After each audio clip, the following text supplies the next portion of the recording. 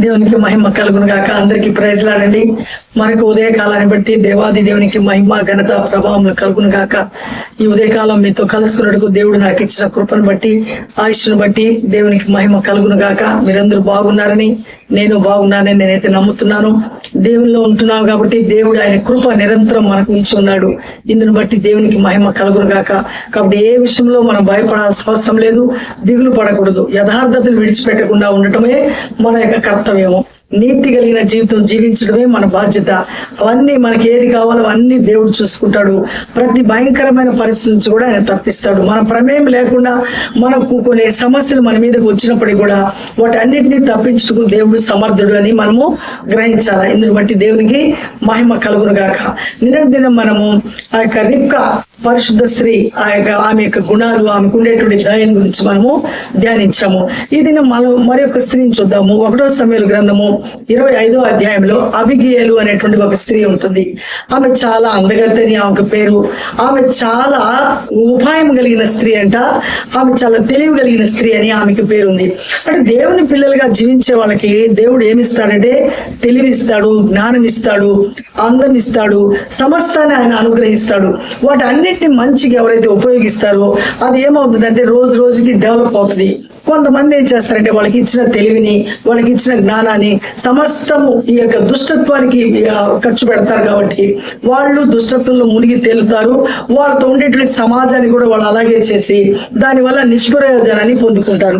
అయితే దేవుడు ఇచ్చిన జ్ఞానాన్ని, దేవుడు ఇచ్చినటువంటి ఆ యొక్క గొప్ప ఆ ఉపాయకరమైనటువంటి మనస్సును, ఆయన ఇచ్చిన తెలివిని ఎవరైతే ఆ యొక్క దేవునికి ఉపయోగిస్తారో, దేవుని మార్గంలో నడిచేదానికి ఇష్టపడతారో వాళ్ళకు దేవుడు ఖచ్చితంగా గొప్ప కార్యం చేస్తాడు. వాళ్ళ ద్వారా వాళ్ళకు గొప్ప చేస్తాడు. అలాగే ఈ యొక్క అబిగయలు అనేట ఆమె చాలా చక్కటి ఆ స్త్రీ అని మనము ఈ యొక్క బైబిల్లో చూస్తున్నాము. ఆ అబిగయలు అనేటువంటి పేరుకి అర్థము సంతోషం అంట. తండ్రికి సంతోషం ఇచ్చేటువంటి బిడ్డ అంట. అలాంటి పేరు ఆమెకి పెట్టబడింది. అయితే ఆ పేరుకు తగ్గట్టే తన జీవితము కొనసాగింది. తనకు మంచి ధనవంతుడైన భర్త ఉంటాడు. ఆ భర్త పేరు నాబాలు. నాబాలు ఎలాంటి వాడంటే పరమ దుష్టుడంట. ఆ తర్వాత వచ్చి చేసినటువంటి మేలును మర్చిపోయేటువంటి వ్యక్తి. తర్వాత ఒక మోటు మనిషి అనమాట. ఇలాంటి క్వాలిటీస్ కలిగి ఉంటాయి. అయితే ఒకనొక సమయంలో దావీదు అనేటువంటి మహారాజుకి సౌలు అనేటువంటి రాజు ఏం చేస్తున్నాడంటే తరిమి ఆయన చంపాలనేటువంటి ఆ పన్నాగాన్ని పని ఆయన తరుముతుంటాడు. ఇలా తరిమేటువంటి సమయంలో ఆయన ఆ అడవుల్లో అలా సంచరించే సమయంలో ఈ యొక్క కర్మేలు అనేటువంటి ప్రదేశంలో ఆయన కొంతకాలం దాగి ఉంటాడు. ఈ కర్మేలు నాబాలు ఉండేటువంటి ప్రదేశము. నాబాలుకు 3000 గొడ్లు ఉంటాయంట, 100 మేకలు ఉంటాయంట. వీటిని అన్నిటినీ పోషించేదాని కొరకు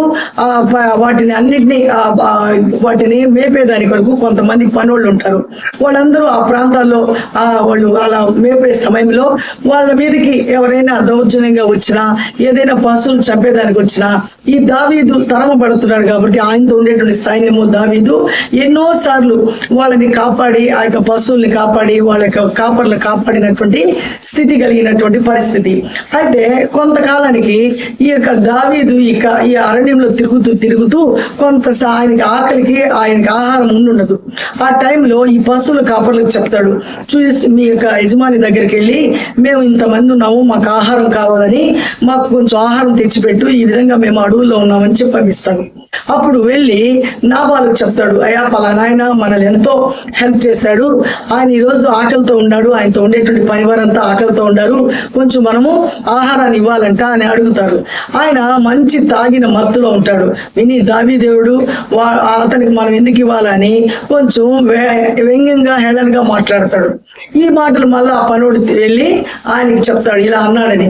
అప్పుడు దావీదుకి కోపం వచ్చి, మేము ఎంతో సహాయం చేస్తే వీళ్ళ పశువులు, వీళ్ళ కాపర్లు అందరూ మా వల్ల కాపాడబడ్డాయి, ఈ రోజు కొంచెం కూడా కృతజ్ఞత లేకుండా మేము కేవలం ఆకలిగా ఉన్నప్పుడు మాకు కొంచెం అన్నం పెట్టమంటే ఇతను ఇలాంటి మాటలు మాట్లాడతాడని కోపంతో తనని చంపాలనేటువంటి ఉద్దేశంతో ఆయన సైన్యము తిరిగి వస్తుంటది. అప్పుడు కొంతమంది కాపర్లు ఏం చేస్తారంటే పరిగెత్తుకుంటూ వెళ్ళి ఈయన భార్య నాబాలు భార్య ఉంటుంది, ఆమె పేరు అబిగయలు. ఆమెతో చెప్తారు, అమ్మా ఈ విధంగా పలానా సమయంలో ఎన్నోసార్లు ఎన్నో ప్రమాదాల నుంచి మనల్ని, మన పశువుల్ని పలానా ఆయన కాపాడాడు. ఈ రోజు ఆయన ఆకలిగా ఉన్నాడని భోజనానికి మన యజమానిని అడిగితే మన యజమాని అయితే లెక్క లేకుండా మాట్లాడేశాడు, అది ఆయన కోపం వచ్చి మనల్ని చంపేదానికి వస్తున్నాడు అనే మాట ఆమె చెప్తుంది. అనే మాట ఈ యొక్క పనివాడు ఆమె చెప్తాడు. అప్పుడు వెంటనే ఆమె ఏం చేస్తారంటే, కొంతమంది స్త్రీలు అయితే ఏం చేస్తారంటే, అవునా ఇట్లా అన్నాడా, మా మీదకి వస్తాడా, మా యొక్క స్థాయి ఏంది, మా స్థితి ఏందని భర్తను రెచ్చగొడతారు. ఇంకా వాళ్ళ పనులను రెచ్చగొట్టి మనం చూసాం. జెజబెల్ ఆమె ఏం చేస్తారు, రెచ్చిపోతుంది, భర్తకు చూస్తే ఇంకా దుష్టత్వంలోనికి నడిపిస్తుంది. కాబట్టి ఇక్కడ ఈ యొక్క స్త్రీ అలాంటి గుణగణాలు కలిగి ఉండట్లేదు.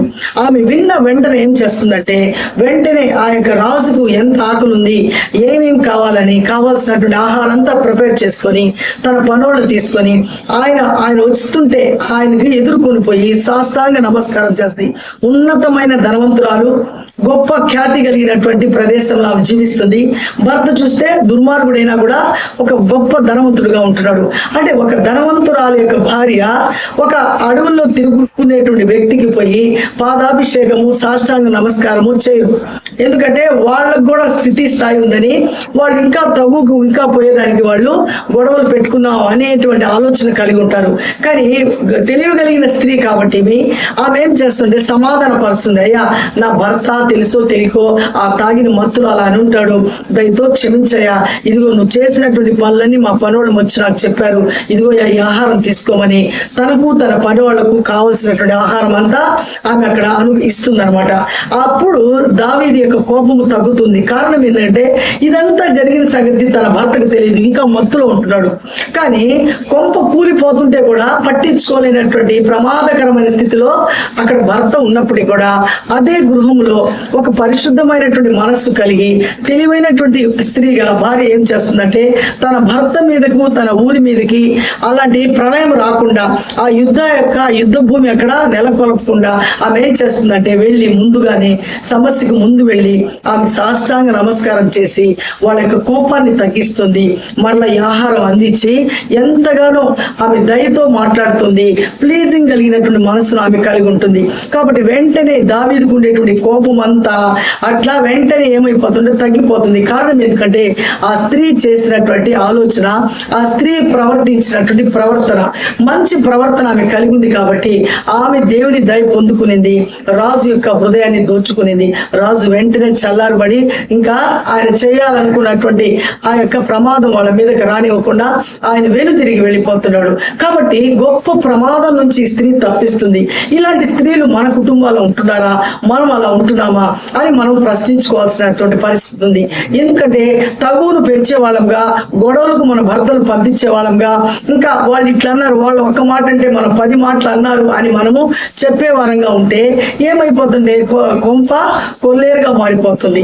అలా కాకుండా ఆమె ఏం చేస్తుంది, ఆయన తాగి మత్తులో ఉండగానే ఈ సమస్యని తెలియకుండానే అన్ని సమస్యలు ఏం చేసింది, ఆమె సద్దుమణుగు చేసింది. ఎందుకంటే ఆమెకు ఉండేటువంటి ఆ గొప్ప దయగలిగిన మనసు, ఆమెకు ఉండేటువంటి యుక్తి కలిగినటువంటి మనసు, దేవుడిచ్చినటువంటి ఆ గొప్ప తెలివిని ఆమె ఏం చేసిందంటే మంచికి ఉపయోగించింది.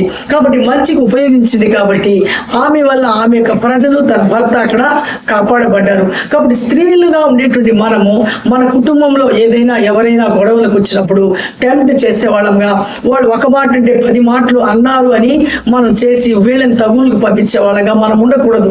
మనం ఇంకా ఏం చేయాలంటే, వాళ్ళ విన్నా కూడా ఒకవేళ మన గురించి వాళ్ళు చెడ్డగా మాట్లాడిన మాటను కూడా మనం ఏం చేయాలా, అలా అనలేదులేండి అని మనం ఏం చేయాలి, అక్కడ ఆ యొక్క సమస్యను మనము సర్దేటువంటి విధంగా ఉండాలా.